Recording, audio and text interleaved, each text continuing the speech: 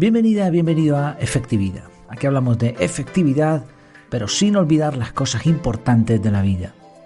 Estamos en el repaso o resumen de la semana 18, que he titulado Tiburón roto y te vendes todo el tiempo, entre comillas.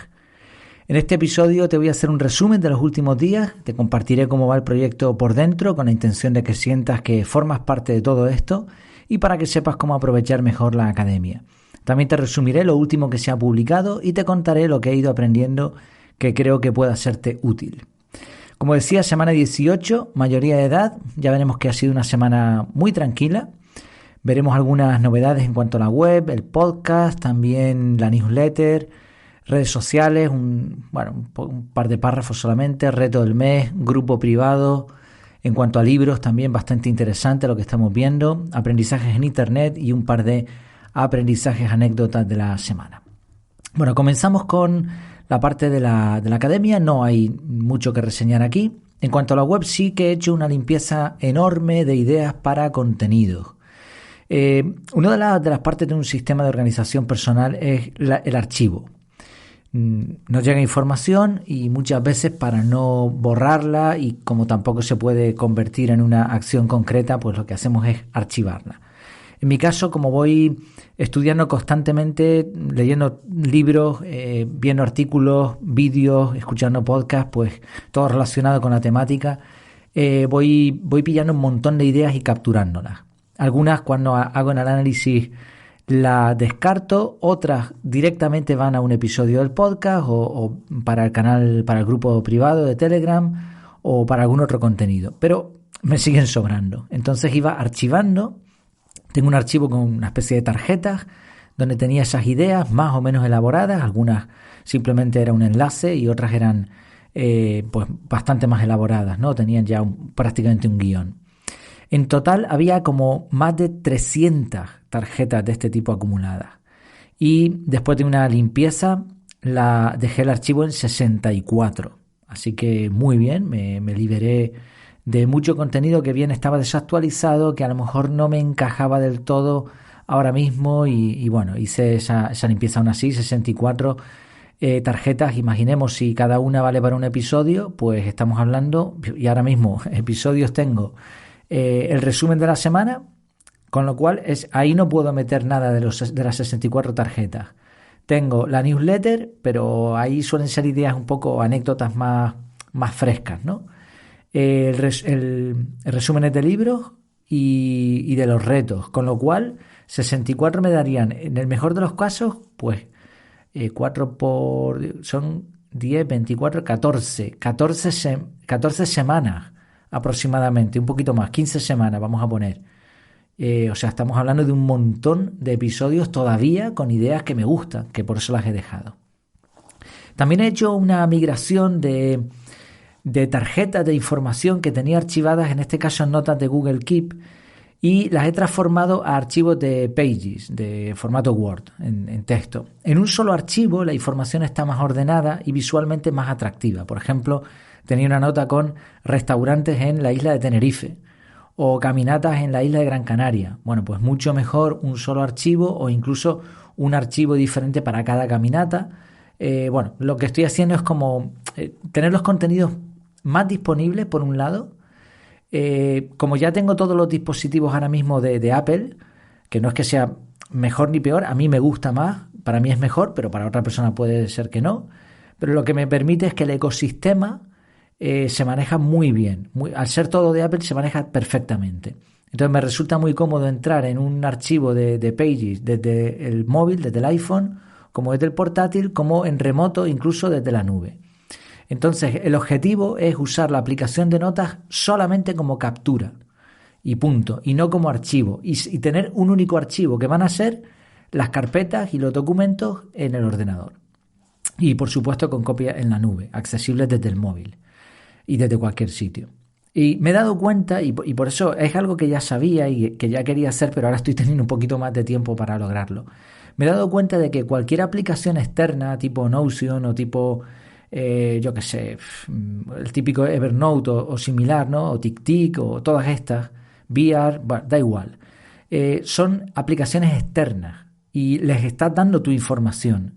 vas a tener que pagar suscripción. Si ponen un modelo de suscripción, vas a tener que confiar en su nube, mientras que cuando tú tienes los documentos en un archivo, pues imagínate un archivo de Word, es que hay cientos de aplicaciones que abren ese archivo. El de Apple es un poquito más exclusivo, pero da igual.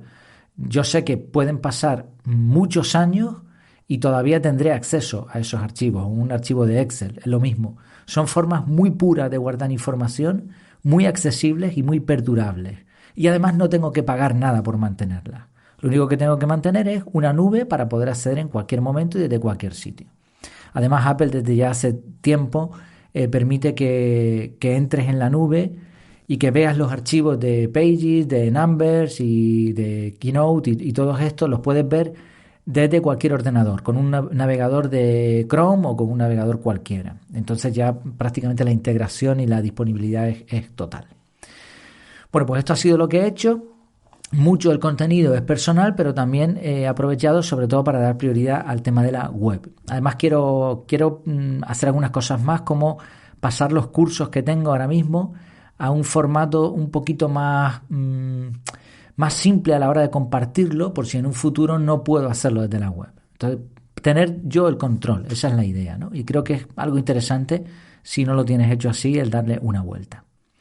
En cuanto al podcast, me falló la programación del lunes.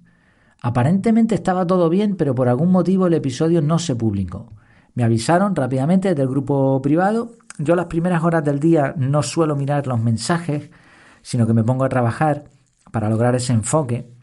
Y bueno, lo vi un poco tarde, pero cuando lo vi, pues en un par de minutos lo solucioné. ¿Por qué? Pues lo mismo un poco, ¿no? La misma línea. Tenía el audio en mi ordenador. Por lo tanto, era cuestión simplemente de subirlo y listo. Es lo que hablamos. Cuanto más control tengas sobre tus documentos, mejor. En cuanto a episodios de la semana del podcast, pues comenzamos la semana repasando algunos aprendizajes de los últimos días. Hablé sobre la opinión de Medium sobre inteligencia artificial. Y bueno, no sé si recordarás este episodio y este punto en particular. Medium es una plataforma de blogs o algo así que tú pagas por ciertos contenidos. Y preguntaron a la audiencia qué hacían con esto de la inteligencia artificial. Y hubo un comentario de una persona que reflejaba lo que al final decidió esta plataforma, y es que no iban a admitir inteligencia artificial, pero por lo menos la iban a identificar, porque hay mucha gente que no está dispuesta a pagar por algo creado por no humanos.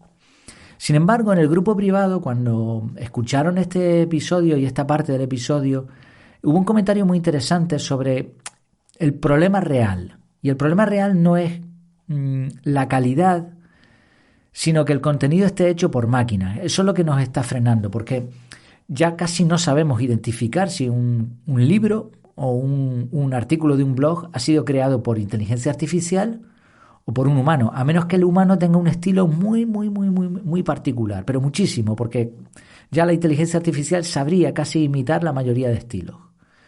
Entonces, eso es lo que nos frena.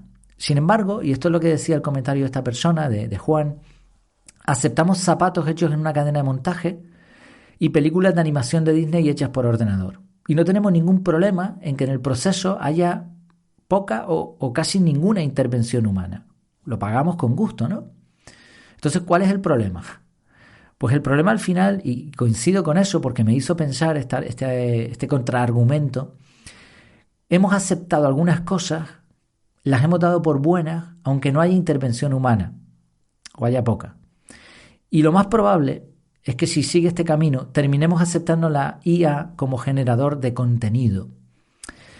Y si ese es el caso, el panorama para los creadores de contenido pinta mal, porque esto les va a pasar factura. Una vez que un usuario le dé igual ver un vídeo o leer un artículo generado por inteligencia artificial que por un autor humano, pues en ese momento el creador de contenido es inútil. Tendrán que inventarse algo distinto o diferenciarse de alguna manera de la inteligencia artificial. Y esto es un auténtico reto, porque ya todos los creadores de contenido intentamos diferenciarnos del resto de alguna manera.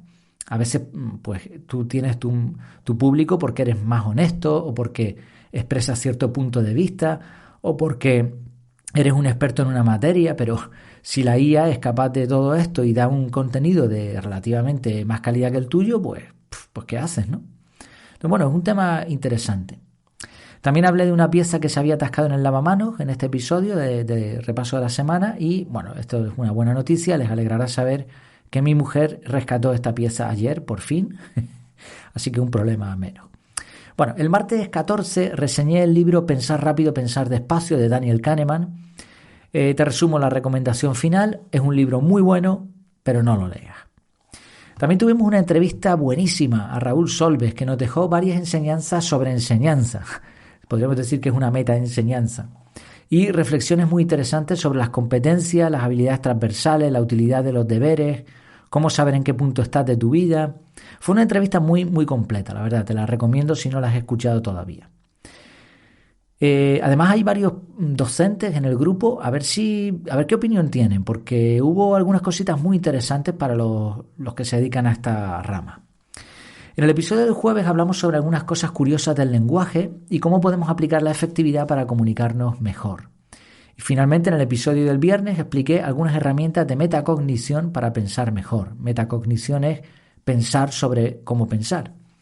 Y sobre todo la mejor de estas herramientas es el pensamiento crítico, ir un poco más allá de lo obvio y obligar al sistema 2 de Kahneman o al sistema descendente de este libro que estamos leyendo de Daniel Goleman. Daniel Kahneman, Goleman, bueno, no estoy seguro si es Daniel también, el de Focus, ¿no? Inteligencia emocional, el autor de estos dos libros. Bueno, pues eso, sistema 2, sistema descendente para tomar el control. Eso sería esa metacognición. En cuanto a vídeo, nada que reseñar por aquí. Sí me han entrado varios trolls comentando ahí, haciendo comentarios muy raros. Por ejemplo, uno en el episodio de Raúl Solves. Y bueno, pero nada, eso no me preocupo ni en borrarlo siquiera. Newsletter. Falló el envío también. Ha sido una semana un poco rara. Me han fallado varias cosas que se supone que están automatizadas. Pero aquí hay una diferencia. No guardé copia de seguridad. Y bueno, las cosas fallan de vez en cuando, no pasa nada. Pero cuando hay una copia de seguridad, cuando tienes la copia, tienes el control del contenido, estás salvado. Se corrige, ya digo, en unos minutos. Entonces tuve que hacer la newsletter de nuevo. Y lo intenté, pero no conseguí la inspiración para repetir el correo y dejar algo de calidad. Podría haber puesto un correo nuevo, pero es como que me entró una mala gana tremenda porque estaba bloqueado. O sea, no conseguía redactar el correo tal y como lo había hecho originalmente. Y al final lo que hice fue descartar este envío. En total no se había mandado a tiempo y me vine a enterar, no sé si fue el lunes, se tenía que haber mandado el sábado y me vine a enterar el lunes. Bueno, da igual. Tampoco es un contenido clave, incluso estoy valorando descartarlo porque no tiene tanta utilidad, pero bueno, ya lo veremos. Pero es eso, la diferencia, ¿no? Copia de seguridad, mantener el control de tus archivos, esa es la clave. Redes sociales. Según bastantes expertos en la temática, todas las redes sociales están en caída libre en cuanto a tiempo de uso y aumento de suscriptores o de usuarios. Las redes sociales viven gracias a la atención de los usuarios que venden posteriormente a las empresas que pagan por publicidad. Así que esto es una muy mala noticia para ellos. La única que está escapando es TikTok, pero Estados Unidos está luchando muy fuerte contra ella. Entonces, aunque aquí en España, por ejemplo, en otros países veamos que TikTok, que todos los chiquillos jóvenes sobre todo están en TikTok, tampoco es que esté ahora mismo con el gráfico ascendente, digamos, ¿no? Se está aplanando la curva. Twitter no acaba de remontar y ha hecho un cambio en el modelo de negocio con cuentas premium, que tampoco es que sean una gran diferencia. Vamos a ver si consigue sacarla para adelante. Y Meta, ya sabemos que anteriormente Facebook ha sido una auténtica decepción. Voy a lanzar aquí una predicción, a ver si lo acierto. Me da la impresión de que vamos a ver dentro de muy poco tiempo alguna red social impulsada por inteligencia artificial. Y es muy probable que esta red social se haga masiva. A mí se me ocurren varias ideas para poner en marcha redes sociales que sean automatizadas de algún modo por esta inteligencia artificial. Por ejemplo, crear una especie de avatar con una serie de características que tú le digas y a partir de ahí conversar con esta persona. Por ejemplo, podrías poner un terapeuta, podrías hacerte con un... Bueno, yo que sé, se me ocurren cosas que obviamente no apruebo, pero que seguro que ya las van a... Si no las han pensado ya, las van a poner en marcha. Un amante, ¿no? Yo evidentemente no lo apruebo, no utilizaría una red social así en la vida. Al igual que no utilizo redes sociales y cuando tengo cuentas es por un motivo puramente profesional y ni así tampoco. Pero ya digo, la idea está sobre la mesa y no me extrañaría absolutamente nada. O sea, pones en marcha avatares con características y a partir de ahí te puedes comunicar con ellos. O que haya una parte de las redes sociales que sean IA y otra parte que sean humanos. O en tipo juego, ¿no? Poner en marcha una serie de perfiles y adivinar cuál es inteligencia artificial y cuál es persona. O sea, es que hay cientos de ideas que se pueden poner en marcha en redes sociales basadas en inteligencia artificial. Y no me extrañaría que una que sea buena y que tenga buen marketing se haga masiva, al igual que se hizo masiva la adopción del chat GPT. A ver si es cierto, ya veremos. Lo veremos no en mucho tiempo seguramente. No, ojo, no he visto esta tendencia en ningún sitio. Igual ya lo han publicado alguien por ahí, pero yo no la he visto. Se me ha ocurrido y creo que ya que las redes sociales están en bajada, esta sería una opción interesante, ¿no? Si yo tuviese las capacidades suficientes, bueno, no lo haría por honradez, porque no estoy de acuerdo con ese modelo de negocio, pero si tuviese las capacidades y no fuese honrado, lo habría puesto en marcha. Bueno, reto del mes. Hay pocos comentarios sobre el reto de este mes, así que sospecho que la participación está siendo menor. En mi caso, a mí me está costando bastante por la sencilla razón de que se me olvida la sustitución. O sea, yo me he planteado, tengo un mal hábito, lo quiero sustituir por uno bueno. En este caso era simplemente hacer, en vez de estar tonteando por internet o por revisando correo y notificaciones, en vez de eso, irme a hacerme un par de series de ejercicio. Unas cuantas abdominales, poner una barra que tengo aquí de dominadas en la puerta de la habitación donde la utilizo como estudio, hacer un par de series. Es una sustitución sencilla y además muy buena para mí, pero se me olvida. Se me olvida porque no la tengo en mente y me está costando mucho trabajo ponerla en marcha. Vamos a ver si de aquí a fin de mes lo consigo y vamos a ver qué conclusiones sacamos al final, porque varios integrantes sí han comentado que les está costando por diferentes razones también. Vamos a ver. Grupo privado. Hemos abierto una nueva sección llamada psicología. Faltaba este área y falta alguna más, pero tampoco quiero abrir demasiados campos en el grupo porque la participación depende del perfil y de la cantidad de personas que haya y también de las ganas que tengan de participar. Ahora mismo, bueno, todos estamos muy ocupados y se ha notado un poco de bajada en la participación esta última semana. Aún así ha habido buenas conversaciones, ¿no? Y se propuso esto, pues bueno, pues se abrió esa sección psicología y empezó muy fuerte hablando de estoicismo y de la felicidad. Y se compartieron varios vídeos que sinceramente recomiendo. Uno lo puse yo y pusieron otras 2 charlas, me parece, si no recuerdo mal, que valen mucho la pena. En cuanto a libros, se hizo la reseña de Pensar rápido, pensar despacio. Todos comentamos más o menos lo mismo, que es un libro muy pesado, el contenido es bueno, pero el formato es horrible. Y ahora estamos comentando el libro Focus. Esta vez estamos orientando mejor el club de lectura. Lo que hacemos es que varias personas se han apuntado a leer el libro y se supone que deberíamos ir compartiendo nuestras conclusiones a medida que vamos leyendo. Yo lo que hago es leer por las noches un tiempo y por la mañana o del día siguiente pues comparto un poco, extracto lo que he aprendido, incluso presento alguna duda, por ejemplo.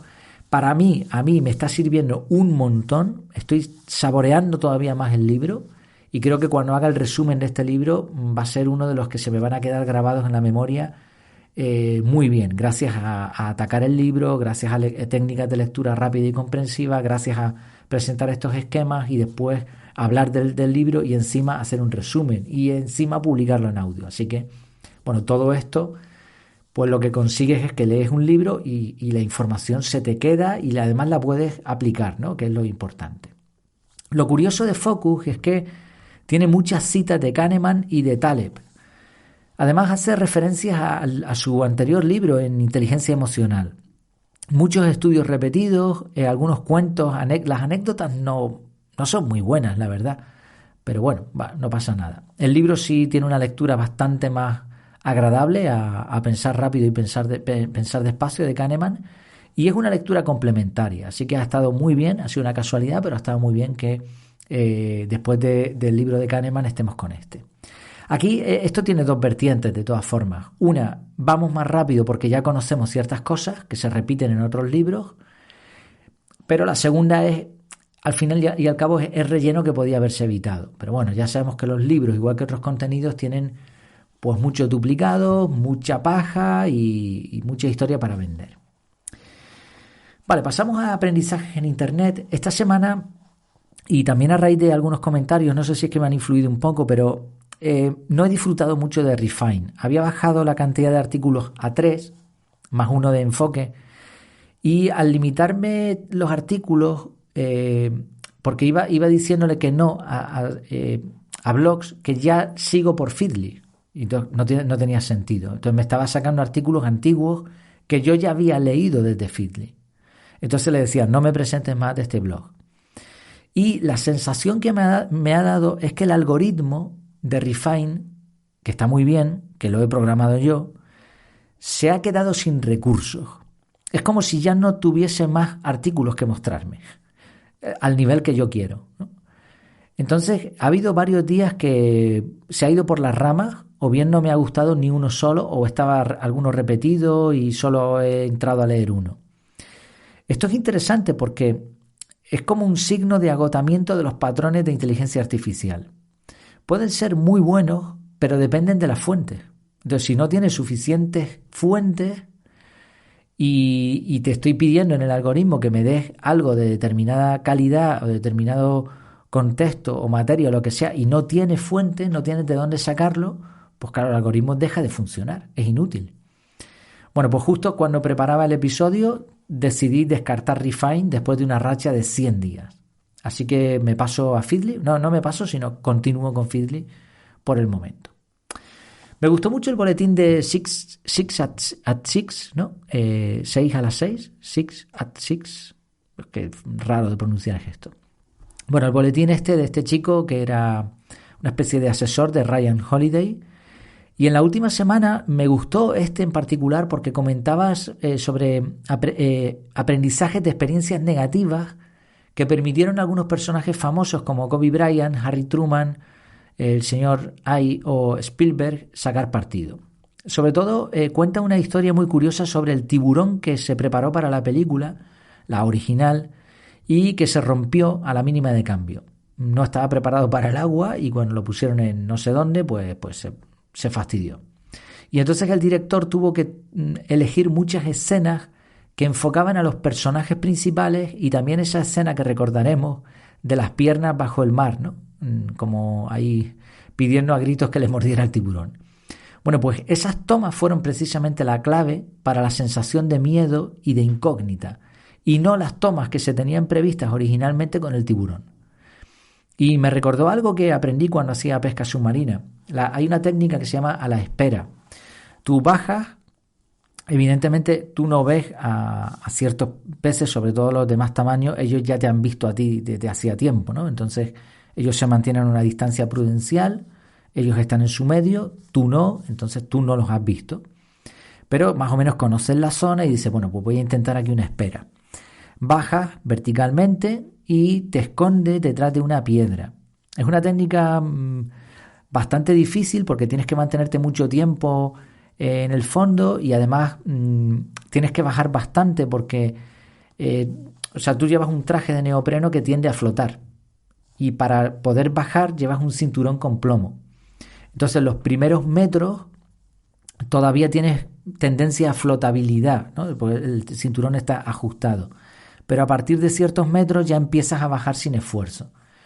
Tienes que bajar un poco más de ese punto porque si no lo consigues vas a tender a subir, ¿no? Vas a tener esa flotabilidad y te vas a tener que enganchar ahí a algún sitio, alguna roca o algo. Entonces la espera se hace a cierta profundidad y encima tienes que mantenerte a la espera bastante tiempo. Entonces es una técnica muy difícil. Yo no lo hacía mucho precisamente por la dificultad.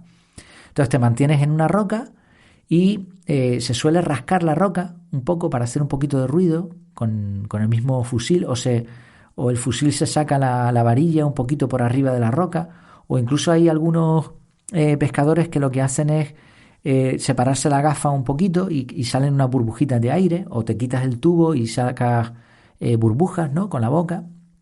Y eso, como el pez te ha visto bajar, pero ha visto algo bajar y se ha escondido.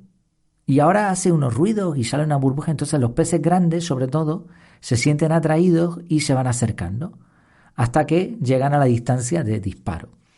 Esta es la técnica de la espera. Una técnica, pues ya digo, probablemente la más difícil en pesca submarina, ¿no? ¿Y cuál es el punto aquí? ¿En qué coincide esto con lo de la película Tiburón? Pues que en vez de mostrarlo todo, lo que haces es solo dejar ver un poco. Y esta curiosidad es lo que más llama la atención. Esos rostros de las personas te provocan mucha empatía. Y esas escenas en las que la música te está llevando a un sitio, pero no sabes lo que va a pasar y estás ahí ansioso, ¿no? Bueno, pues esto se puede aplicar en muchas cosas en la vida, también en los contenidos, e incluso pues hasta los que buscan pareja y cosas así, ¿no? El no darlo todo, no enseñarlo todo, no enseñar todas las cartas en el juego también, en los negocios, etcétera.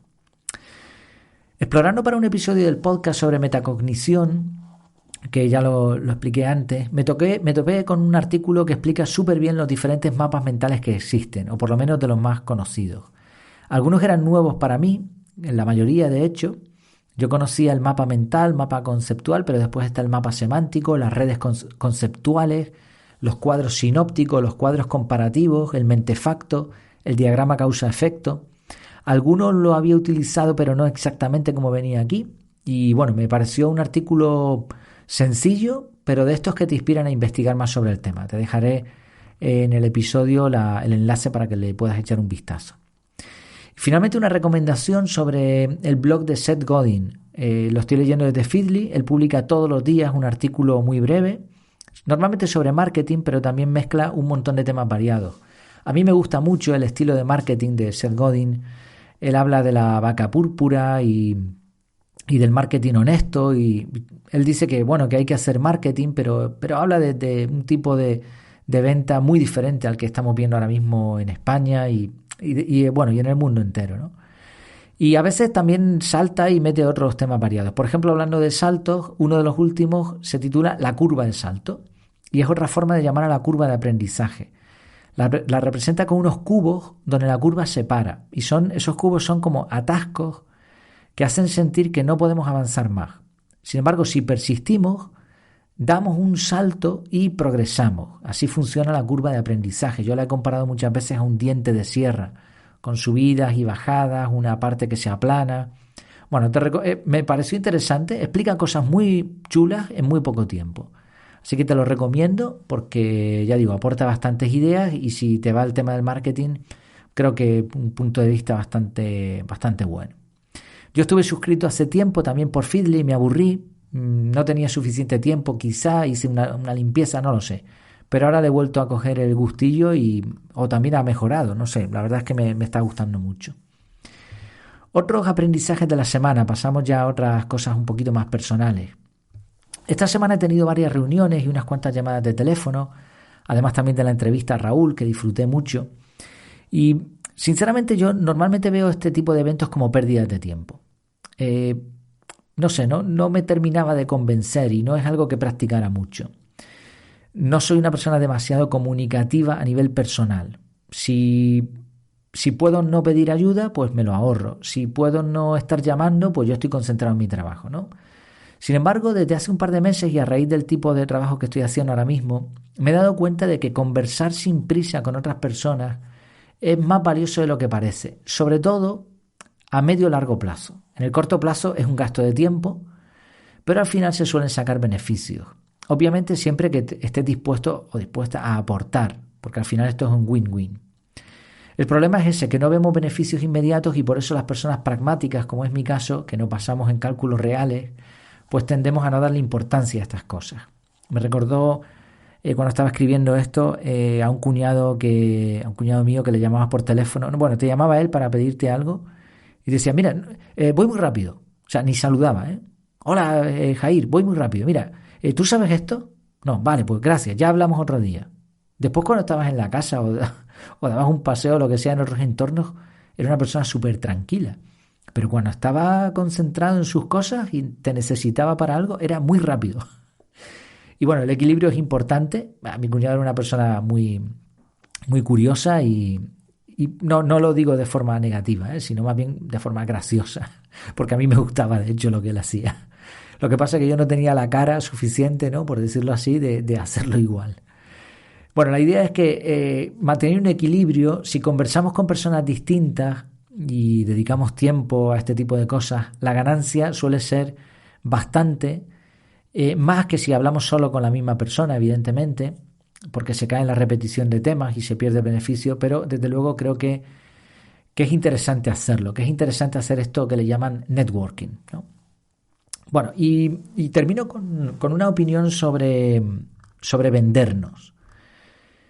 Eh, bueno, no sé si terminar con esto o con otro punto. Bueno, voy a hablar de esto un momento, porque quizá a lo mejor me altero y después con otro punto me calmo un poco.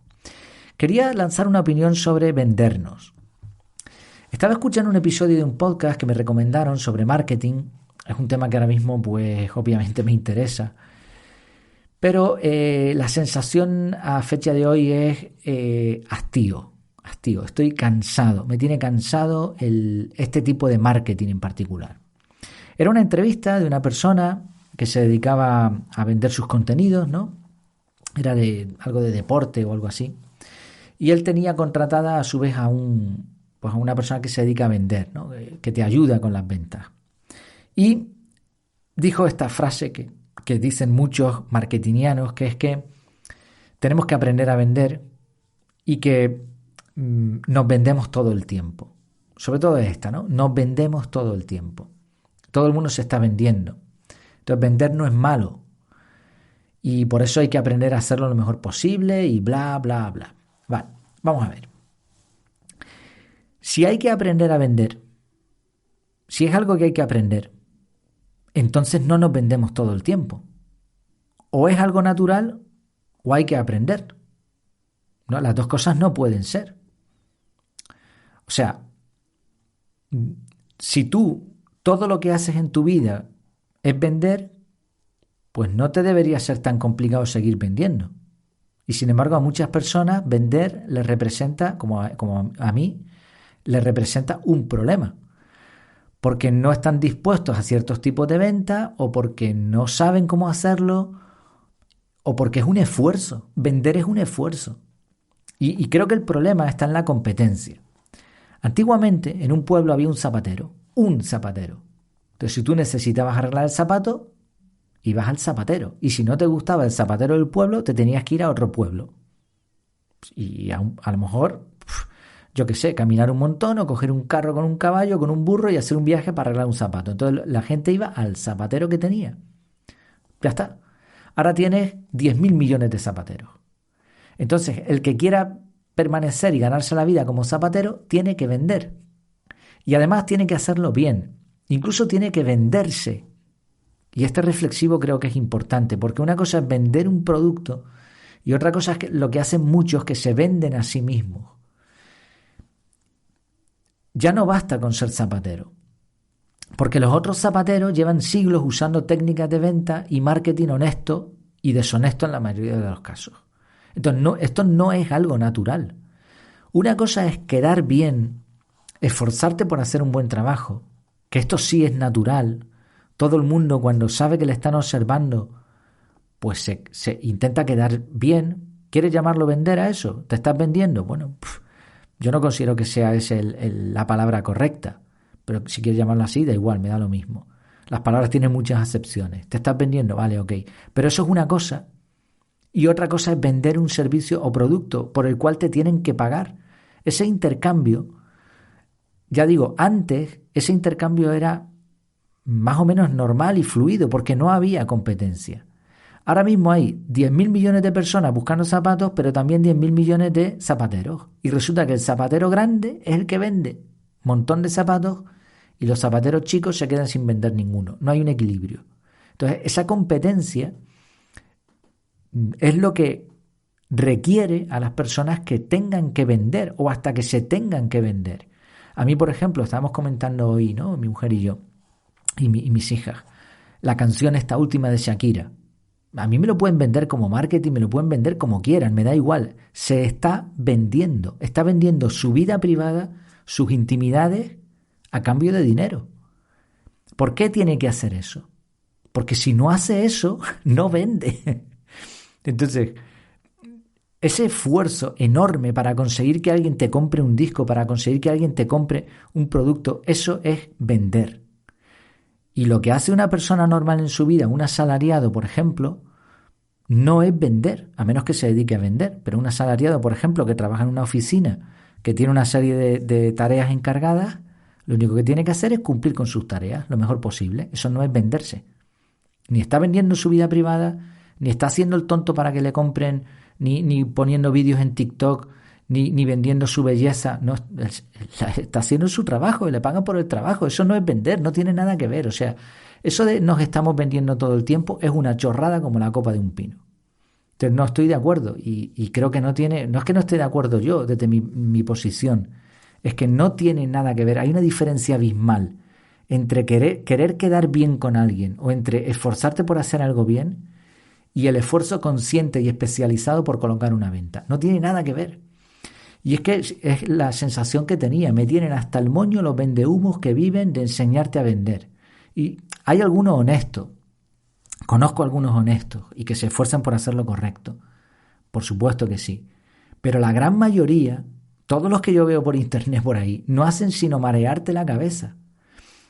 Te explican cómo vender y por ello cobran, pero ellos no venden nada. Entonces, al principio me colaron ese argumento de no, es que yo disfruto tanto de lo que hago que lo comparto con otras personas. Mentira. Tú no estás vendiendo nada. Tú lo único que haces es enseñar a otros a hacer algo que supuestamente deberías saber, pero que ni tú mismo lo haces.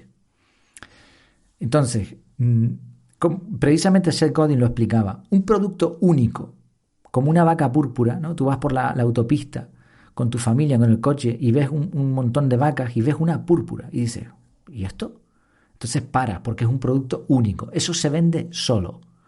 Si tú pones una única hamburguesería en medio de una calle atestada de gente con hambre, se venden hamburguesas como churros, da igual incluso la calidad de la hamburguesa, porque la gente tiene hambre y tú tienes el producto que necesitan.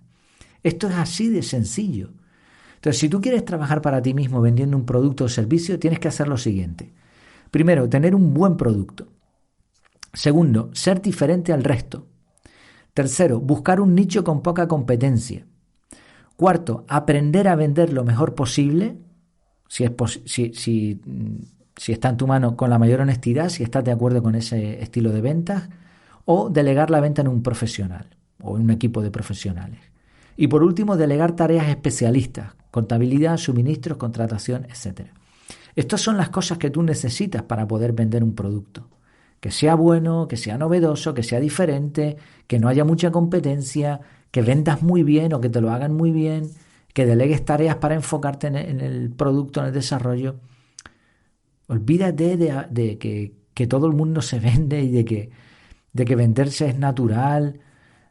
Nada, son vendehumos en toda regla. Entonces yo te recomendaría que identifiques cuanto antes a todos estos vendehumos cuyo negocio es enseñarte a vender. Y tengo un argumento muy sencillo para todos ellos. Bueno, dos argumentos. Si tan fácil fuera vender, ¿por qué fracasa el 90% de los emprendimientos en los 3 primeros años de vida? Y quizás esta estadística se quede corta. ¿Por qué? ¿Por qué la gente monta un restaurante y la mayoría cierran en poco tiempo y viene otro con otro restaurante y vuelve a cerrar y de pronto llega uno que funciona pero cierra el de la esquina? ¿Por qué? No es tan sencillo. Y segundo argumento, ¿por qué todos estos personajes que te enseñan a vender no venden ellos tu producto a comisión si tan expertos son? Y si encuentras a alguien que venda tus productos a comisión, avísame, por favor, que a lo mejor le contrato. O sea, Tú me explicas cómo vender y eres un máquina vendiendo. ¿Vale? Yo tengo un producto bueno. Véndemelo y te llevas el 50% de la venta. Y no te lo venden. No, porque no son capaces de venderlo, porque no es tan sencilla la venta. Por eso te están vendiendo, lo que ellos te están vendiendo es humo. Te enseñan a hacer algo, o sea, es una paradoja en toda regla. Te enseñan a hacer algo que ellos no hacen. Sí lo hacen porque te están vendiendo, ¿no? Pero te están enseñando a vender y cuando tú lo intentas y lo pones en práctica, no funciona. No, funciona, pero es muy difícil, es muy difícil. Entonces, no te estás vendiendo todo el tiempo. Yo sé perfectamente cuándo estoy viviendo de forma normal y cuándo estoy vendiendo. Entonces, que no te confundan con este tipo de argumentos. Huye de este tipo de vendehumos porque creo que es una auténtica lacra y que están engañando a mucha gente. Esa es mi opinión y como ya avisaba, me iba a calentar con esto. Bueno, otra cosa que me asombra, y ahora sí con esto me calmo un poco, aunque tampoco es algo que me haya gustado. La necesidad de crecimiento constante. Estoy viendo bueno, y lo estarás viendo tú también, un movimiento en las grandes tecnológicas que están cayendo todas en picado, como Spotify, Netflix, redes sociales, etcétera. Antes de la pandemia crecían porque estaban en la fase de crecimiento, estaban en la fase de adopción. Era una cosa nueva, un producto bueno, tenían buen marketing, pues la gente iba como locos, ¿no? Se hacían cuentas de Netflix, pues todo el mundo. Llegó la competencia y empezó a bajar. ¿Qué pasó? Que vino la pandemia. Y en pandemia, pues todos estos servicios de streaming se dispararon. Ahora se termina la pandemia, la gente ya no tiene tanto tiempo y viene la cruda realidad. Y la cruda realidad es que no hay, o sea, tienen mucha competencia y no hay suficiente gente como para consumir tantos contenidos.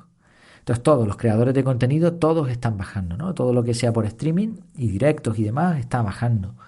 Porque hay demasiado, se saturó el mercado y encima fue una condición extraordinaria. La pandemia fue algo único en la historia, ¿no? No había sucedido de esta manera nunca. Entonces, claro, obviamente ahora están bajando. Ahora, ¿están perdiendo dinero? No. Algunas sí, ¿no? Pero la mayoría no.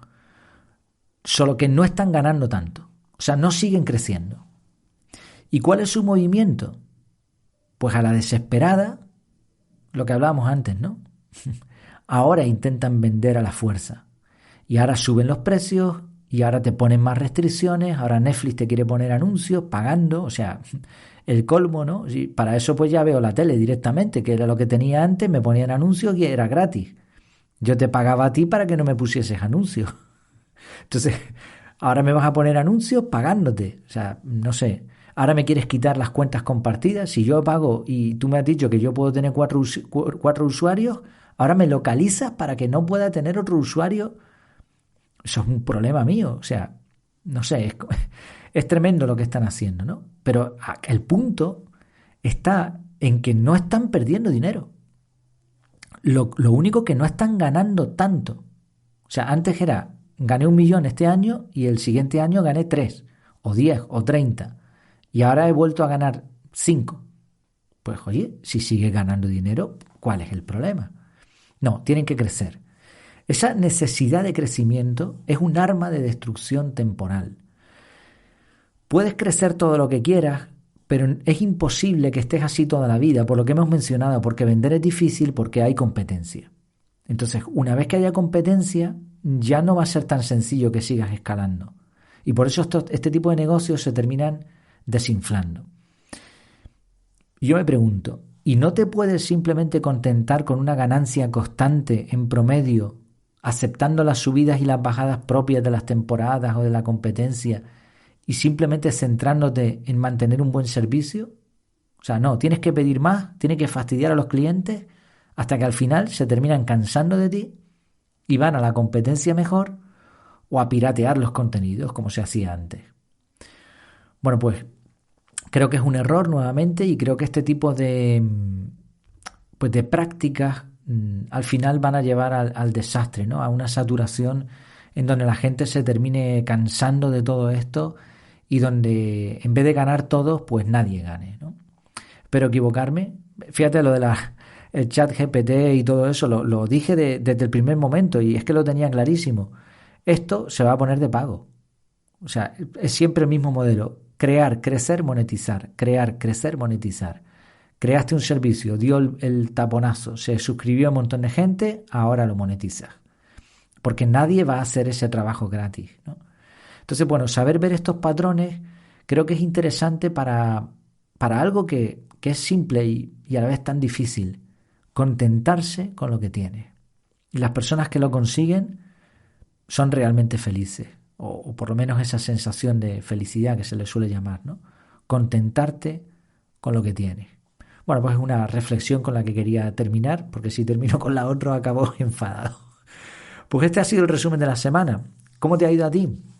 Espero sinceramente que muy bien, que hayas aprendido también muchas cosas y que todo vaya a mejor, o por lo menos que se mantenga, que estés contento, contenta como decíamos al final.